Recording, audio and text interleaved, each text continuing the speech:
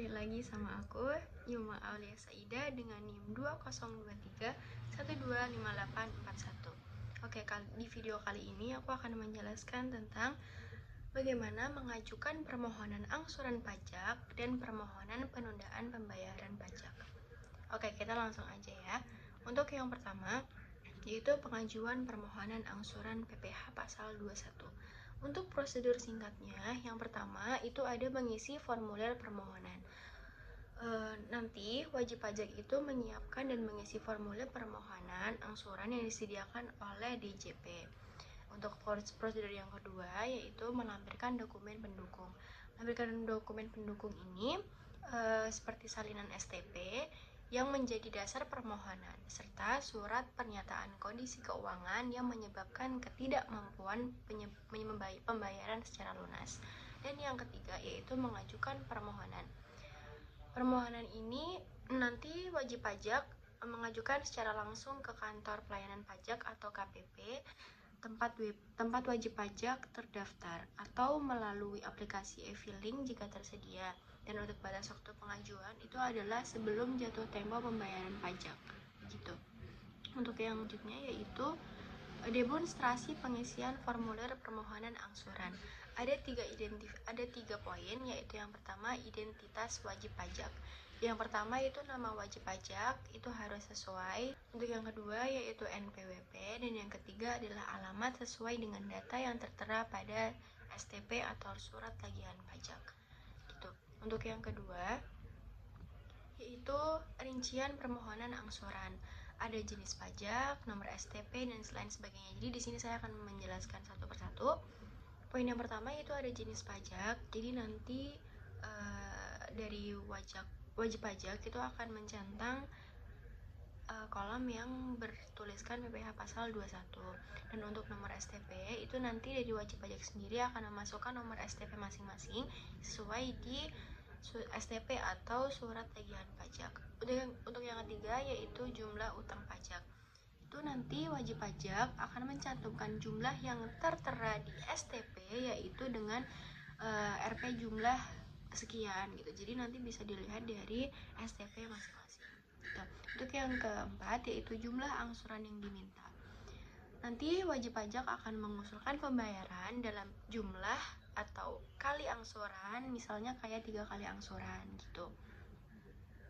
Untuk yang kelima yaitu jangka waktu angsuran. Itu nanti wajib pajak akan mengisi rencana jadwal angsuran misalnya setiap tanggal 15 di bulan berikutnya gitu. Untuk yang terakhir yaitu alasan permohonan. Nanti wajib pajak bisa mengisi dan menjelaskan kenapa permohonan ini dibuat, kayak misal contohnya kayak kesulitan keuangan atau penurunan pendapatan akibat kondisi ekonomi atau dalam kondisi tertentu gitu. Oke, untuk selanjutnya yaitu pernyataan dan tanda tangan. Ini nanti menandatangani formulir sebagai pernyataan bahwa data yang diberikan adalah benar dan valid dan dapat dipertanggungjawabkan begitu. Untuk yang selanjutnya saya akan menjelaskan terkait pengajuan permohonan penundaan pembayaran PPh pasal 21. Oke, untuk prosedur yang pertama itu sebenarnya sama seperti permohonan angsuran. Jadi mungkin sudah saya jelaskan ya tadi. Nanti mengisi formulir permohonan, melampirkan dokumen pendukung, dan mengajukan permohonan gitu. Identitas wajib pajak pun juga sama seperti permohonan angsuran. Jadi untuk nama wajib pajak, NPWP, alamat, dan sebagainya itu sesuai dengan yang ada di STP atau surat tagihan pajak. Itu yang kedua yaitu rincian permohonan penundaan. Maaf ini ada salah ketik. Yang pertama itu jenis pajak, itu sama, nanti bisa diisikan dengan PPh pasal 21. Untuk nomor STP itu nanti bisa diisikan sesuai yang ada di surat tagihan pajak Anda masing-masing. Dan untuk jumlah utang juga bisa diisikan sesuai jumlah yang ada di STP. Dan yang selanjutnya ada jangka waktu penundaan. Itu nanti dari wajib pajak akan mengusulkan perpanjangan waktu selama berapa bulan, misalnya 6 bulan. Untuk yang terakhir yaitu alasan permohonan. Nanti bisa dijelaskan oleh WP kenapa mengajukan permohonan penundaan pembayaran dengan mungkin alasannya masalah ekonomi atau menunggu penerimaan dana dari proyek yang tertunda atau apa, itu nanti bisa dijelaskan di bagian alasan permohonan begitu.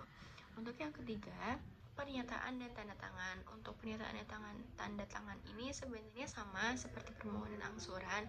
Ini dibuat agar formulir itu bisa dinyatakan benar dan dapat dipertanggungjawabkan gitu. Jadi untuk permohonan angsuran maupun permohonan penundaan itu perlu ditandatangani karena agar dari pemeriksa pajak itu bisa memvalidkan bahwa data ini itu benar dan bisa dipertanggungjawabkan seperti itu.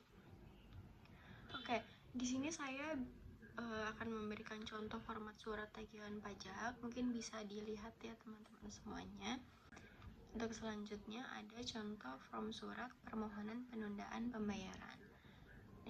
Dan untuk selanjutnya akan ada contoh form surat permohonan angsuran pembayaran. Terima kasih sudah melihat video ini. Itu mungkin yang bisa saya sampaikan. Kurang lebihnya mohon maaf. See you di video selanjutnya. Bye-bye.